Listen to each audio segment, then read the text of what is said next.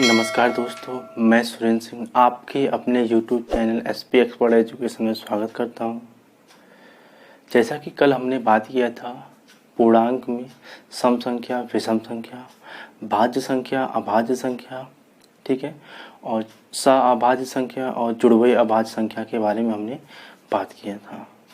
तो उसमें कुछ जो है अभाज्य संख्या के बारे में हमने अभाज्य संख्या को कैसे पहचाना जाता है, ये टॉपिक जो है आपके एग्ज़ाम में इससे क्वेश्चन पूछे जाते हैं, ठीक है। तो उसका एनालिसिस करके हमने जो है हमें आज इसको जो है आपको समझाना है कि अभाज्य संख्या को आप कैसे पहचानते हैं।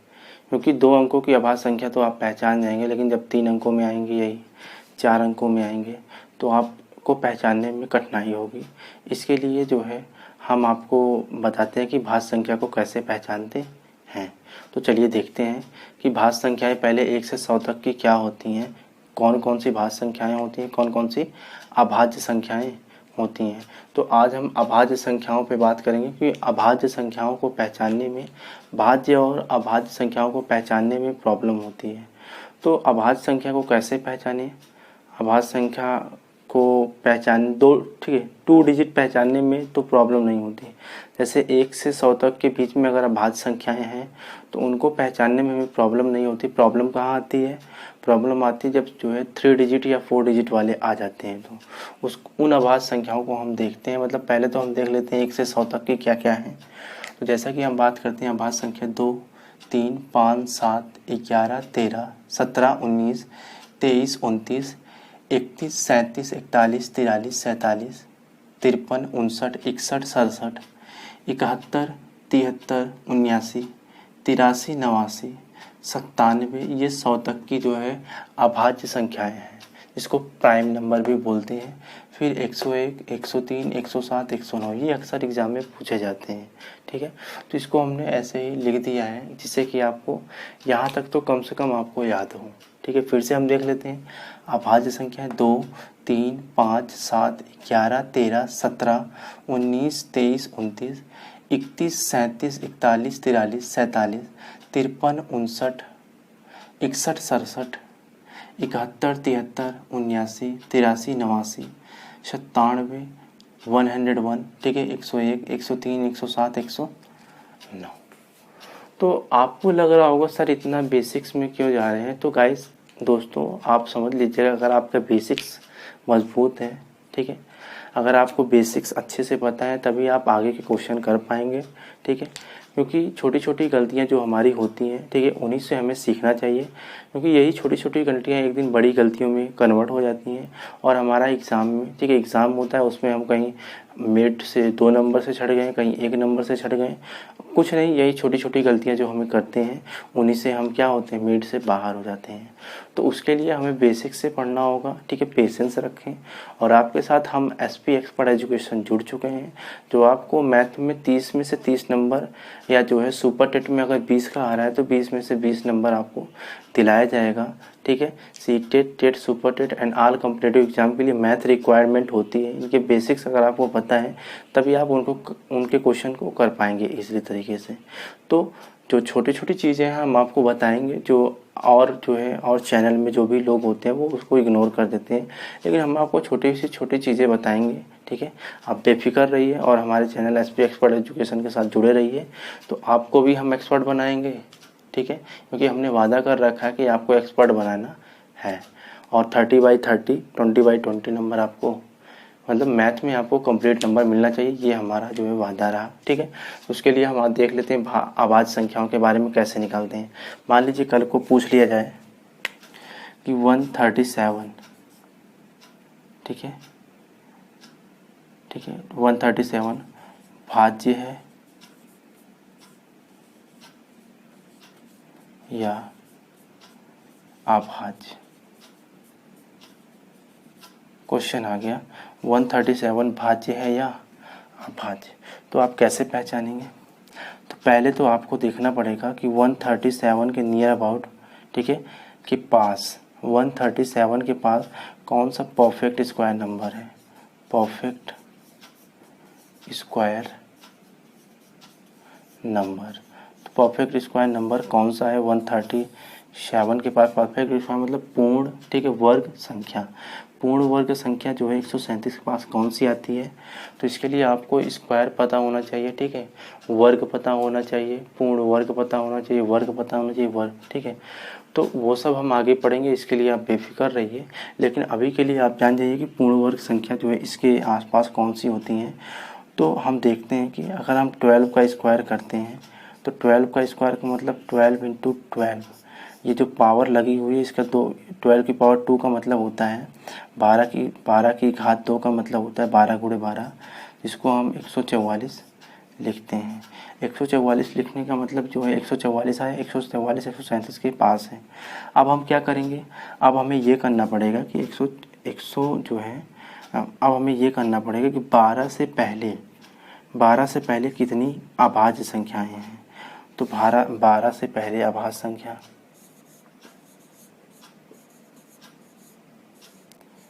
अभाज्य संख्या कौन कौन सी है, तो हम उसको देख लेते हैं। हमारा 2 आता है, 3 आता है, 5 आता है, 7 आता है, और क्या आता है, 11 आता है।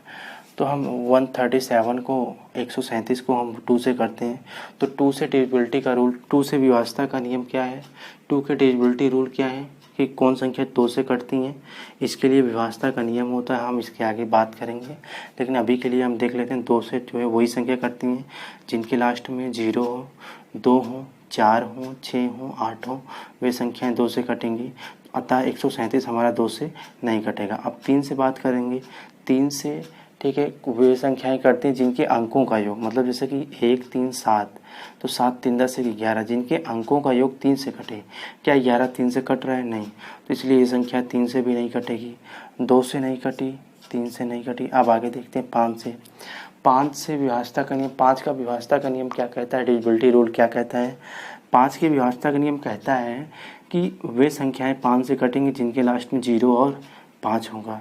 तो यहाँ पे तो 7 है, तो ये भी संख्या क्या होगी, नहीं कटेगी 5 से। अब 7 से करते हैं। 7 का डिविजिबिलिटी रूल देखो अक्सर जो है लोग नहीं बताते हैं, लेकिन हम आपको बता देते हैं 7 का डिविजिबिलिटी का रूल क्या होता है। कि 7 का डिविजिबिलिटी रूल ये कहता है कि जो अंतिम अंक हैं, जैसे यहाँ पे 7 है, इसका 2 गुना करके, ठीक है, 7 दूनी 14, उसके पहले अंक से माइनस कर देंगे। तो अगर वो संख्या 7 से कट रही है तो संख्या 7 से कटेगी, नहीं कट रही है तो नहीं कटेगी। तो 7 दूनी 14 करेंगे तो ऑलरेडी ये 13 है, तो कहाँ से कटेगी, ठीक है, तो 7 से भी नहीं कट रही है। चलिए अब 11 से देख लेते हैं।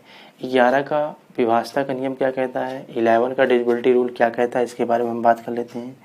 11 का विभाज्यता का नियम कहता है कि सम स्थानों का अंकों का योग, जैसे कि यहाँ पे ये 1, ये 2, ये 3, तो सम स्थान क्या होंगे 1 और 3, सॉरी विषम स्थान क्या होंगे 1 और 3। विषम स्थानों का अंकों का योग, ठीक है, प्लस सम स्थानों के अंकों का योग का अंतर अगर 11 या 0 हो, ठीक है, सम स्थानों के अंकों का योग और विषम स्थान के अंकों का योग का अंतर मतलब अगर उन दोनों में से जो बड़ी हो उसमें से माइनस करिएगा। अगर 0 और 11 आ रही हैं तो वे संख्या 11 से कटेंगी, नहीं तो नहीं कटेंगी। तो ये संख्या 11 से भी नहीं कट रही है। अतः अब हम कह सकते हैं कि ये संख्या क्या है, अभाज्य है। क्या है ये संख्या, 137 संख्या हमारी क्या है, अभाज्य है, भाज्य नहीं। तो ये क्या है, अभाज्य है, ठीक है। आगे 2-3 क्वेश्चन और देख लेते हैं इस पे कैसे आते हैं।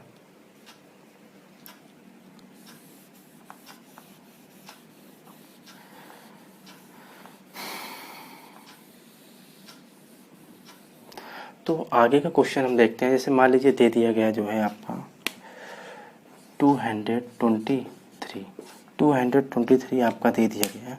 तो इस कंडीशन में आप क्या करेंगे, देख रहे हैं कि 222 दिया गया है, तो पूछ लिया कि ये भाज्य है या अभाज्य, ठीक है, ठीक है, भाज्य है या अभाज्य। अब आप क्या करेंगे, आपके पास तो आपने तो इसको पढ़ा नहीं है।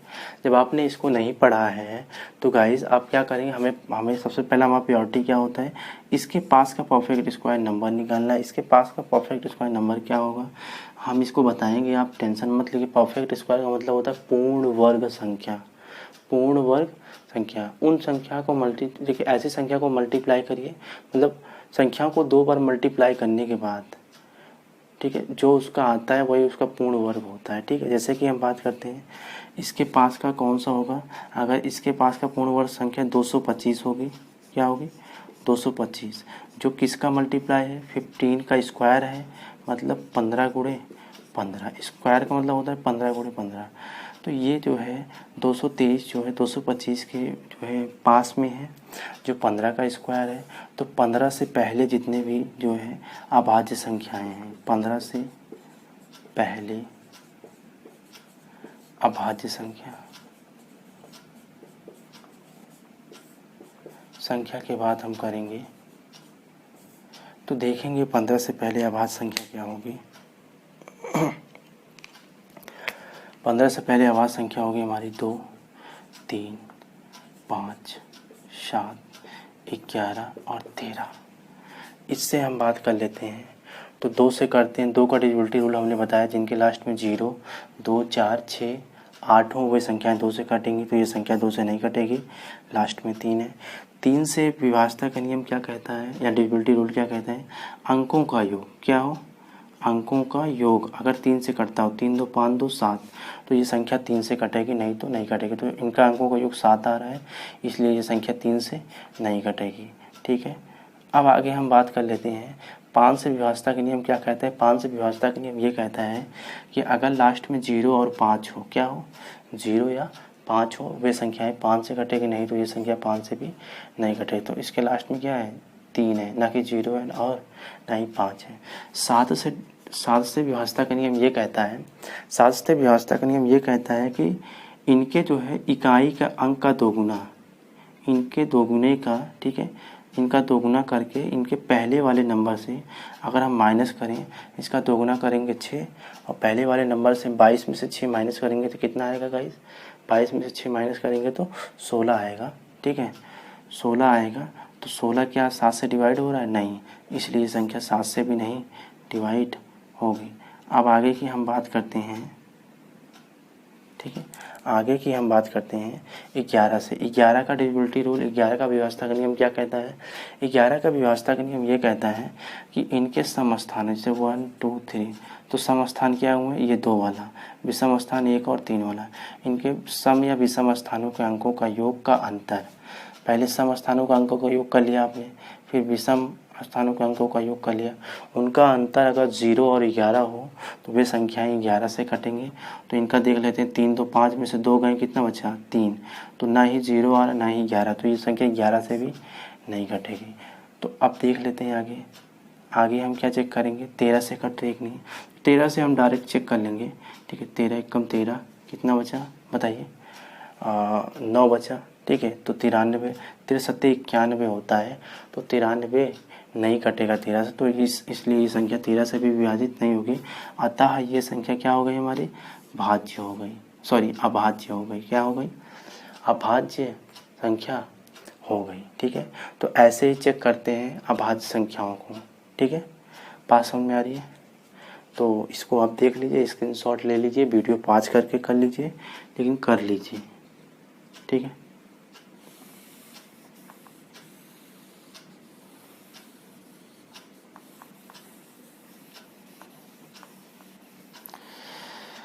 चलिए अब आगे की हम बात करते हैं। जैसे कि इसका हमने बात कर लिया, अभाज्य संख्याओं को कैसे पहचाना जाता है। ठीक है, एग्ज़ाम में आ जाए तो 2 अंकों की या 3 अंकों की, मैक्सिमम प्रॉब्लम 3 अंकों में आती है। तो अब हम बात करते हैं अंक कितने होते हैं। ठीक है, तो अंक देख रहे हैं, हमने लिखा है 0 1 2 3 4 5 6 7 8 9, अंकों की संख्या 10 होती है। ठीक है, इन्हीं से हम क्या बनाते हैं, संख्याएं बनाते हैं। ठीक है, अब इन्हीं में क्वेश्चन पूछा जाता है बड़ी संख्या छोटी संख्या, बड़ी संख्या और छोटी संख्या, और पूछ लिया जाएगा कि 1 अंक की कितनी संख्या होती हैं, 2 अंक की कितनी संख्याएं होती हैं, 3 अंक की कितनी संख्याएं होती हैं, 4 अंक की कितनी संख्याएं होती हैं। तो उस पर हम बात करते हैं। तो पहले तो हम बड़ी संख्या और छोटी संख्या बात करेंगे। तो बड़ी संख्या देख लेते हैं, 1 अंक की बड़ी संख्या मतलब 1 9, 2 अंकों की बड़ी संख्या का मतलब 2 9 वाली संख्या, 3 अंकों की बड़ी संख्या का मतलब 3 9 वाली संख्या होता है। आगे की हम बात करेंगे, ऐसे मान लीजिए 4 अंक 4 अंकों वाली आ जाए, 4 अंक की बड़ी संख्या। तो 4 अंक की बड़ी संख्या क्या हो जाएगी भाई? 1 2 3 4 9, 4 9, ठीक है। 5 अंकों की आ जाएगी, 5 अंकों की बड़ी संख्या, 5 अंकों की बड़ी संख्या आ जाएगी 5 बार 9, 9 9 9 9 9।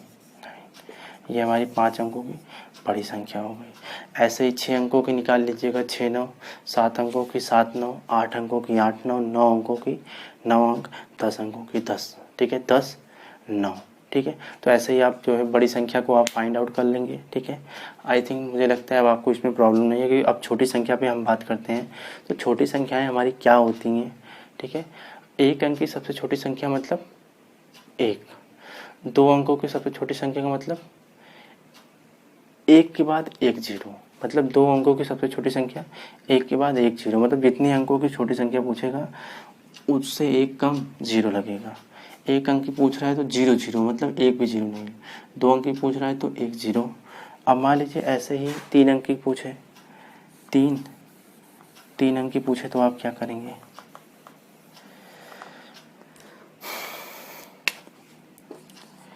तीन अंक की सबसे छोटी संख्या,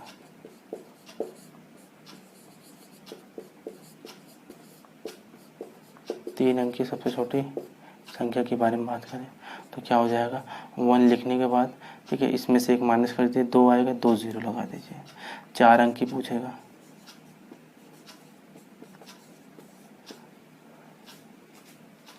4 अंक की सबसे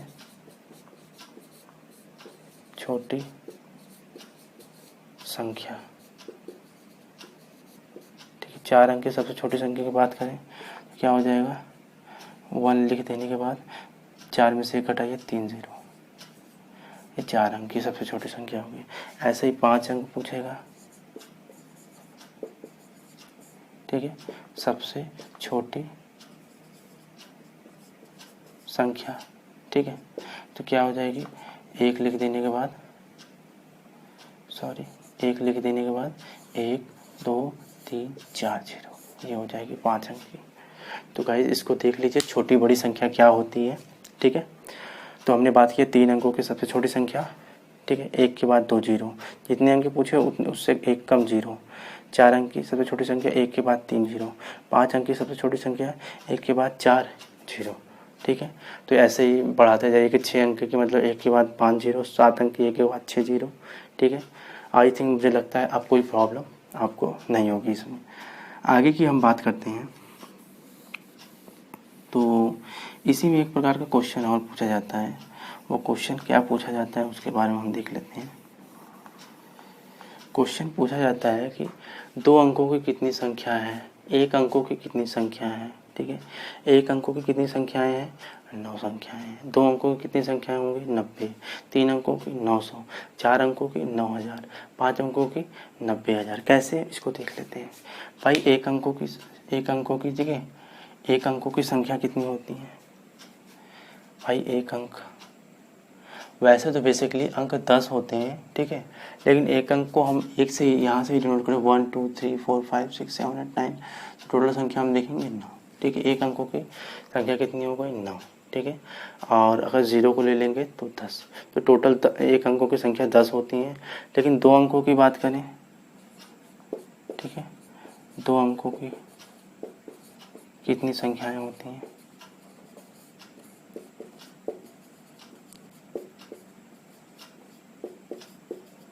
होती है। तो 2 अंकों की हम बात करें तो गाइस जो है 2 अंकों की क्या होगी भाई? अगर हम बात करें 2 अंकों की अगर टोटल हम बात करें 1 से लेकर 99, तो यहाँ पे 99 तक संख्याएं 2 अंकों तक मतलब जो है टोटल आती हैं, 1 अंक और 2 अंक मिला के। लेकिन 1 अंकों की कितनी होती है? इसी में से, क्योंकि संख्या जो है 1 से स्टार्ट होती है, इसलिए 9 हम क्या कर रहे हैं? माइनस कर रहे हैं, ठीक है। तो यहाँ से हम क्या करेंगे, 90 हमारा आ जाएगा, क्योंकि 99 तक में एक अंकों की भी संख्या जुड़ी हुई है और 2 अंकों की भी संख्या जुड़ी हुई है, इसलिए हमने 9 माइनस किया तो 90 हमारी क्या हो गई, 2 अंकों की संख्या हो गई। अब ऐसे ही 3 अंकों की बात करेंगे। 3 अंकों की क्या हो जाएगी,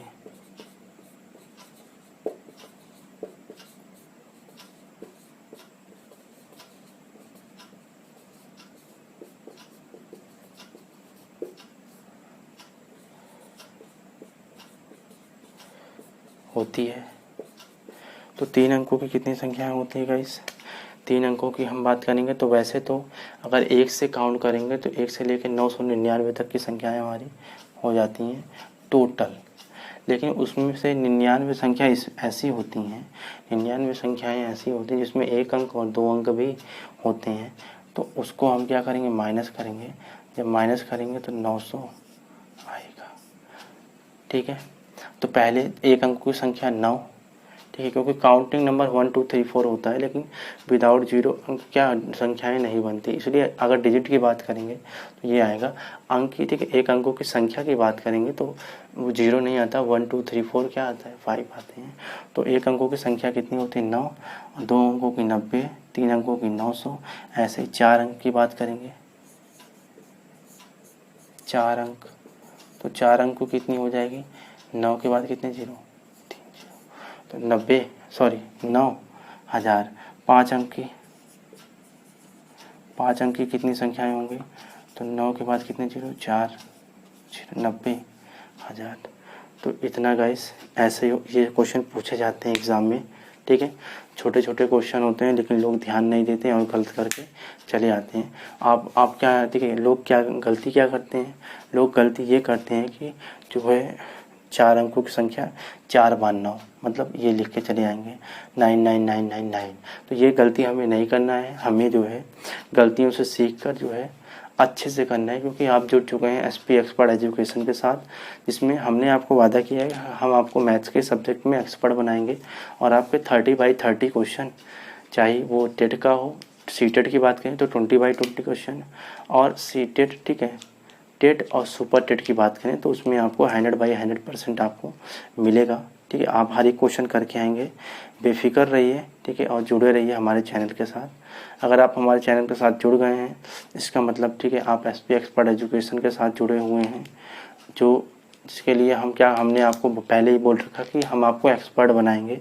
जब आप एक्सपर्ट बन जाएंगे तो आपके एक भी क्वेश्चन गलत नहीं होंगे। उसके लिए आपको बेसिक्स आपके क्लियर होने चाहिए। अगर आपके बेसिक्स क्लियर हैं तो आप जो है उस पर कुछ भी कर सकते हैं। ठीक है, एक बार आपको ये फीलिंग नहीं आएगी मुझे नहीं आ रहा है। ठीक है, बेसिक्स अगर आपके क्लियर हैं, संख्या पद्धति आपको क्लियर, तो आगे आने वाले क्वेश्चन आपको आसानी होगी करने में। ठीक है, तो गाइस आगे हम बात करते हैं, इसकी बात कर लिया। अब इसके बाद हमारा आता है भारतीय अंकन पद्धति या अंतर्राष्ट्रीय अंकन पद्धति आता है, तो इसको हम इरेज कर लेते हैं।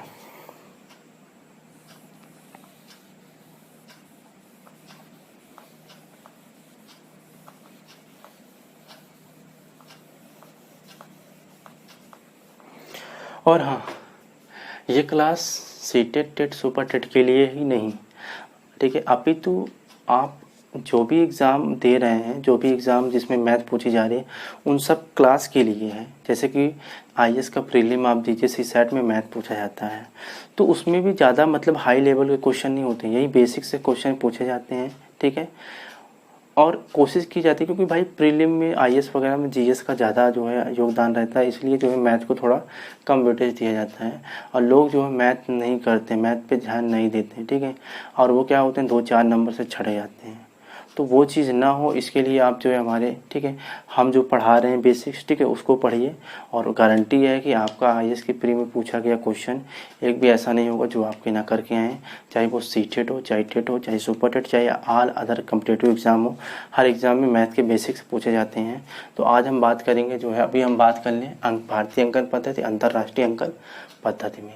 तो भारतीय अंकन पद्धति में संख्याओं की संख्या देखिए कितने टाइप की जो है कहाँ तक जो है जाती है। इकाई, दहाई, सैकड़ा, हज़ार, 10,000, लाख। ठीक है, यहाँ पे हम देख लेते हैं 10, ठीक है, 10 लाख, करोड़, 10 करोड़, अरब, 10 अरब, खरब, 10 खरब नील, 10 नील पदम, 10 पदम शंख, 10 शंख महाशंख। ठीक है, इतनी संख्याएं होती हैं, ठीक है, भारतीय अंकन पद्धति या इंडियन नंबर सिस्टम में। और अंतर, ठीक है, इनमें हम देख लेते हैं इकाई को, ठीक है। 1 मतलब 10 की पावर 0, 10 की पावर 0, चाहे 1 की पावर 0 हो, चाहे 10 की पावर 0 हो, चाहे 100 की पावर 0, चाहे 8 की पावर 0 हो, सबका मतलब 1 ही होता है। अगर किसी की पावर 0 है उसका मतलब 1 होता है। तो ये जो हमने लिख रखा है 10 की पावर में, ये जो है इसको बोल देते हैं साइंटिफिक नंबर सिस्टम, ठीक है, या वैज्ञानिक पद्धति।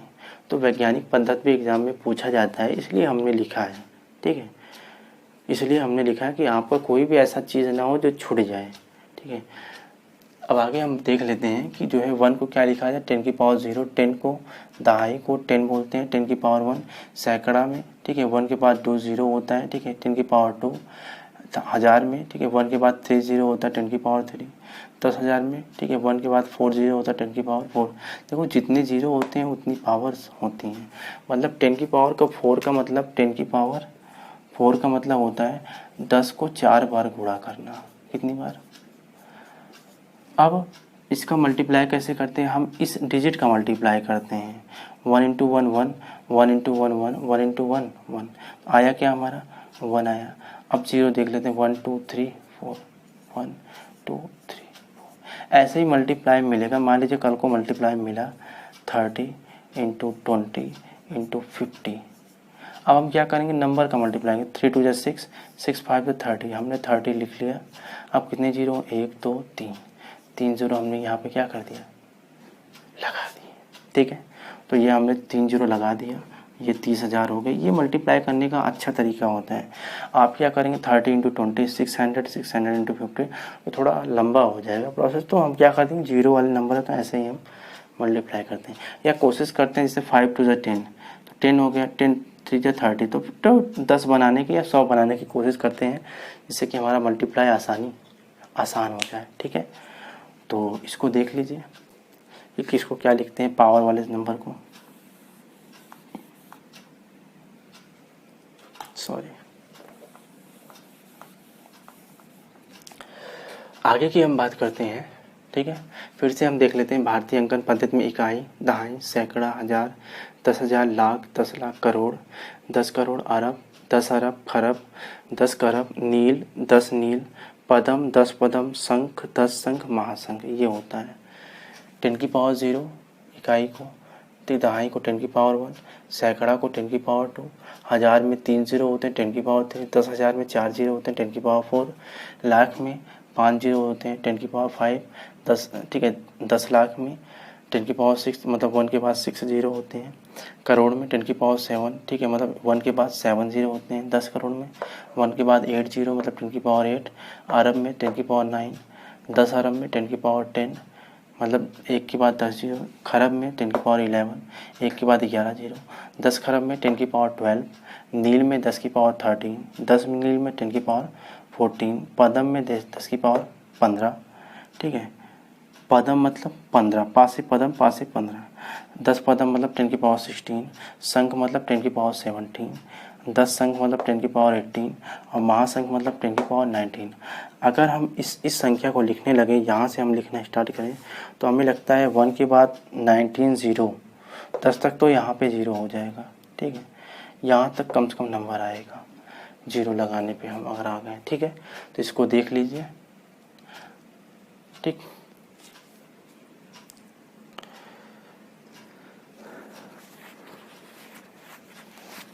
चलिए आगे हम बात करते हैं अंतर्राष्ट्रीय पद्धति के बारे में। अंतर्राष्ट्रीय पद्धति में क्या होता है, इकाई, ठीक है, इकाई, दहाई, सैकड़ा, हज़ार, 10,000, 100,000। इसमें क्या होता है, इकाई, दहाई, सैकड़ा, फिर हज़ार, 10,000, 100,000, million, 10 million, 100 million, billion, 10 million, 100 billion, trillion, 10 billion, 100 trillion. ये इंडियन सिस्टम से काफ़ी अच्छा मुझे लगता है। क्यों? क्योंकि यहाँ पे हम देखते हैं कि सैकड़ा है, इकाई, दहाई, सैकड़ा, फिर यहाँ पे भी एक सैकड़ा, फिर यहाँ पर भी एक सैकड़ा, फिर यहाँ पर भी एक सैकड़ा, फिर यहाँ पर भी एक सैकड़ा। तो ये सिस्टम काफ़ी अच्छा, मतलब काफ़ी अच्छे से इसको मतलब वैल्यूएबल दिया गया है। इकाई, दहाई, सैकड़ा, हज़ार, 10,000, 100,000, million, 10 million, 100 million, billion, 10 billion, 100 billion, trillion, 10 trillion, 100 trillion. तो इसको देख लेते हैं। जैसे कि जो इकाई में 10⁻01, दहाई में 1 के बाद 10 10⁻1, सैकड़ा में 1 के बाद 2 जीरो 10⁻2, हज़ार में 1 के बाद 3 जीरो 10⁻3, 10,000 में 1 के बाद 4 जीरो 10⁻4, 100,000 में, ठीक है, 1 के बाद कितने जीरो, 5 जीरो 10⁻5, मिलियन में एक, ठीक है, 1 के बाद 6 जीरो 10⁻6, 10 मिलियन में 1 के बाद 7 जीरो 10⁻7, 100 बिलियन में 10⁻8, 1 के बाद 8 जीरो, बिलियन में 1 के बाद 9 जीरो मतलब 10⁻9, ठीक है, 10 बिलियन में 1 के बाद 10 जीरो, ठीक है, 10, ठीक है, 1 के बाद, ठीक है, 10 जीरो 10 की पावर, ठीक है, 10, 100 बिलियन में 10 की पावर 11, ठीक है, 10 की पावर 11, ट्रिलियन में 10 की पावर 12, और 10 ट्रिलियन में 10 की पावर 13, 100 ट्रिलियन में 10 की पावर 14। यहाँ पे 10 की पावर 14 तक है, यहाँ पे 10 की पावर 19 तक है। आप किसको क्या कहते हैं? लाख को 100,000 बोलते हैं इंटरनेशनल में, ठीक है, 10 लाख को मिलियन बोलते हैं, ठीक है, करोड़ को 10 मिलियन बोलते हैं, 10 करोड़ को 100 मिलियन बोलते हैं, अरब को बिलियन बोलते हैं, 10 अरब को 10 बिलियन बोलते हैं, खरब को 100 बिलियन बोलते हैं, 10 खरब को ट्रिलियन बोलते हैं, नील को 10 ट्रिलियन बोलते हैं, और 10 नील को 100 ट्रिलियन बोलते हैं। तो कभी कभी आ जाता है इंडियन नंबर सिस्टम, मतलब भारतीय अंकन पद्धति से अंतर्राष्ट्रीय अंकन पद्धति में नंबर लिखिए, तो ये भी एग्जाम में पूछा जाता है, ठीक है।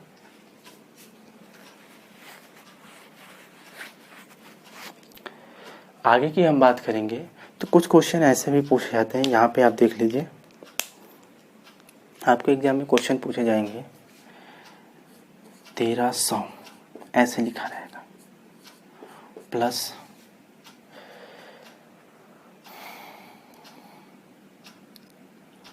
800 प्लस 9 दहाई प्लस 8 इकाई, ऐसे क्वेश्चन पूछ लिया गया। अब इसको हम लोग इसका जोड़ आ जाएगा क्या है, ठीक है। तो इसको हम कैसे करेंगे, 1300 हमने लिख दिया, फिर 800 हमने लिख दिया, फिर हमने क्या लिख दिया, 9 दहाई मतलब 9 के बाद 1 0, 8 इकाई का मतलब 8। अब इसको हम जोड़ेंगे तो 8 ये आ जाएगा, 8 आ जाएगा, ये 9 आ जाएगा, 8 3 11 की 1, ठीक है, 1 1 2, तो 2198 हमारा आ जाएगा। तो ऐसे क्वेश्चन भी पूछे जाते हैं, ठीक है। तो इसको भी आप माइंड में रखिएगा, ठीक, क्योंकि जो भी क्वेश्चन पूछे जाएंगे सब यहाँ पे बताए जाएंगे। और जैसे कि हमने अपरिमेय संख्या में बताया था कि पाई, तो पाई क्या है, ये अपरिमेय संख्या है, ठीक है, क्योंकि इसका मान जो है 3.14, उसके बाद, ठीक है, 14 के बाद बढ़ता रहता है, मतलब डिफरेंट टाइप के नंबर्स आते रहते हैं, ठीक है। तो ये क्या हो जाएगा, हमारा अपरिमेय संख्या, हमारी पाई हमारी अपरिमेय संख्या होती है। ये एग्ज़ाम में 3 बार पूछा गया है, 2015 के एग्ज़ाम में, 2017 के एग्ज़ाम में, 2018 के एग्ज़ाम में भी पूछा गया है। पाई क्या है, अपरिमेय संख्या है। और हमने कल बात की थी कि परिमेय संख्याओं के बीच में कितनी ठीक है परिमेय संख्या की पाई जाती है, कितनी बीच की कौन सी परिमेय संख्या होती है, इसके बारे में हमने कल डिस्कस किया था, क्योंकि ये भी पेपर में पूछा गया था, ठीक है। तो जो पेपर में पूछा जाएगा सब हम यहाँ पे डिस्कस करेंगे, ठीक है, आप लोग निश्चिंत रहिए। तो इसको देख लिया आपने। अब हमारा एक टॉपिक और बचा है, उसके बारे में हम बात कर लेते हैं। टॉपिक हमारा है स्थानीय मान या आकस्मिक मान। स्थानीय मान, आकस्मिक मान को ही हम प्लेस वैल्यू बोलते हैं इंग्लिश में, ठीक है, प्लेस वैल्यू। और जो प्लेस होता है, कभी किसी का प्लेस जो है 10 नंबर पे होता है, कभी किसी का प्लेस, ठीक है, 5 नंबर पे होता है, कभी किसी का प्लेस 1 नंबर पे होता है, ठीक है। कभी कोई जो है IAS के पद पे है, तो कभी कोई PCS के पद पे है, कभी कोई पुलिस, ठीक है, के पद पे है। तो जो स्थान होता है वो चेंज होता रहता है, लेकिन फेस जो है, आदमी जो है उसका फेस जो है कभी चेंज नहीं हुआ। तो अंकित मान जो है, जो अंक है, जो 1 है तो 1 ही लिखा जाएगा, 2 है तो 2 भी लिखा जाएगा, 7 है तो 7 ही लिखा जाएगा। मतलब अंकीय मान क्या होते हैं, जो होते हैं वही लिखे जाते हैं, लेकिन स्थानीय मान क्या होते हैं उनका हमें प्लेस देखना पड़ता है। कैसे? इंटरनेशनल सिस्टम से और इंडियन सिस्टम से भी। लेकिन हम आपको ये बताएंगे, आपको ये सब देखने की ज़रूरत नहीं है, आप कैसे करिएगा। जैसे यहाँ पे लिखा गया है, ठीक है, 37,982 में 7 का स्थानीय मान क्या होगा, ठीक है, 7,000 होगा। 7,000 कैसे? हमने देखो 7 लिखा, 7 के बाद कितने अंक हैं, 3, तो 3 जीरो चिपका दिए।